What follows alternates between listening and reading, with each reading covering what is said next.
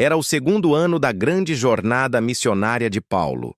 Ele havia sido chamado pelo Espírito Santo a levar o Evangelho para a Europa, algo que nenhum apóstolo havia feito antes. Guiado por visões, sonhos e uma direção sobrenatural, Paulo, junto com seus companheiros Silas, Timóteo e Lucas, cruzou o mar Egeu e chegou à Macedônia, a primeira província romana na Europa. A primeira cidade foi Filipos, colônia romana, orgulhosa, militar, onde as leis de Roma eram aplicadas com rigor. Lá não havia sinagoga, pois eram poucos os judeus. Mas havia um lugar de oração à beira do rio Gangites, onde mulheres se reuniam para buscar a Deus. Foi ali que Paulo encontrou Lídia, vendedora de púrpura, mulher de coração aberto. O Senhor tocou seu coração e ela, com toda a sua casa, creu e foi batizada.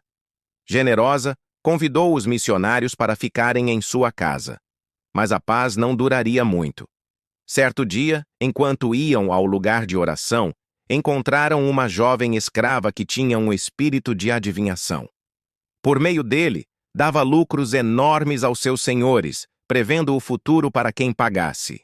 Ao ver Paulo e seus companheiros, ela começou a gritar: "Estes homens são servos do Deus Altíssimo! Eles anunciam o caminho da salvação!" E assim fez por muitos dias.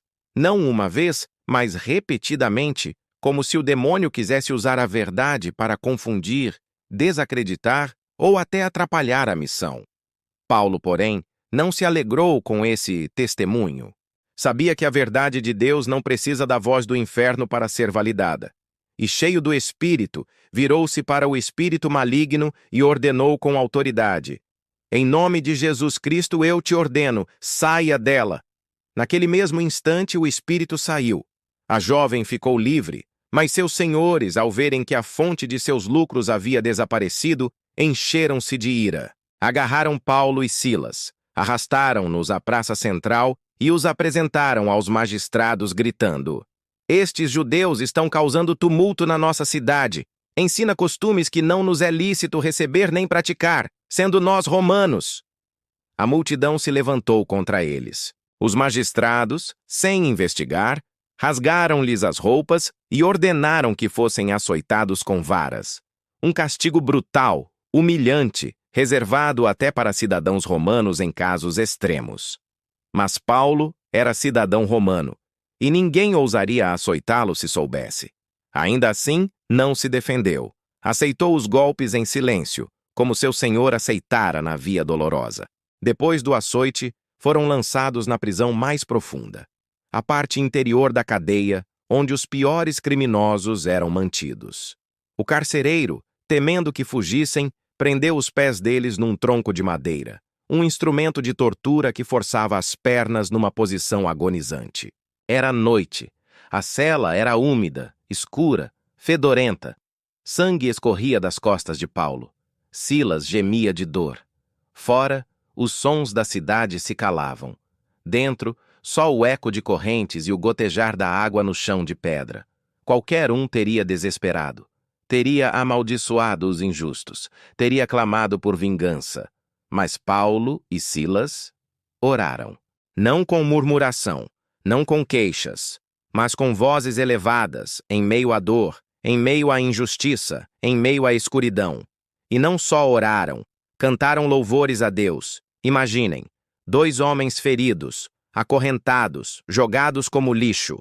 E no coração da noite, suas vozes se erguem em adoração. Não cantavam por estarem livres, cantavam porque sabiam quem era Deus. E algo extraordinário aconteceu. De repente, um terremoto violento sacudiu os alicerces da prisão. As portas das celas se abriram. As correntes de todos os presos se soltaram. Mas ninguém fugiu. Por quê? Porque algo maior do que o medo do carcereiro ou o desejo de liberdade enchera aquele lugar.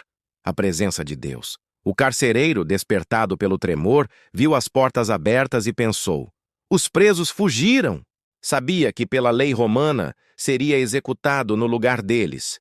Desesperado, sacou a espada para se matar. Mas Paulo gritou com autoridade: "Não te faças nenhum mal, todos estamos aqui."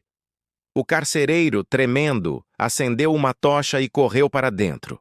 Lançou-se aos pés de Paulo e Silas e perguntou com lágrimas: Senhores, que é necessário que eu faça para me salvar? Eles não disseram: primeiro nos solte. Não disseram: pague por nos prender. Disseram apenas: crê no Senhor Jesus Cristo e serás salvo, tu e tua casa. Naquela noite, o carcereiro os levou para sua casa. Lavou-lhes as feridas, gesto de humildade e arrependimento. Ouviu a palavra do Senhor e, com toda a sua família, creu e foi batizado. Depois colocou comida diante deles e alegrou-se com toda a sua casa, crendo em Deus. Enquanto isso, ao amanhecer, os magistrados enviaram oficiais para dizer ao carcereiro: solte esses homens. Mas Paulo respondeu com firmeza: açoitaram-nos publicamente, sendo nós cidadãos romanos, e nos lançaram na prisão sem julgamento. E agora querem nos lançar fora secretamente? Não. Que venham eles mesmos e nos tirem daqui. Os magistrados, ao saberem que Paulo e Silas eram cidadãos romanos, ficaram apavorados. Sabiam que haviam cometido um crime grave contra a lei imperial. Foram pessoalmente à prisão, pediram desculpas e os rogaram que saíssem da cidade. Mas antes de ir, Paulo e Silas voltaram à casa de Lídia. Encorajaram os irmãos recém-convertidos. Fortaleceram a jovem igreja de Filipos, a primeira igreja na Europa. E partiram. Não como derrotados, mas como vencedores. Porque naquela noite, na prisão mais escura, o evangelho não foi acorrentado. Pelo contrário, uma jovem foi liberta do demônio. Um carcereiro e toda a sua família nasceram de novo. Uma igreja foi plantada no coração do Império Romano.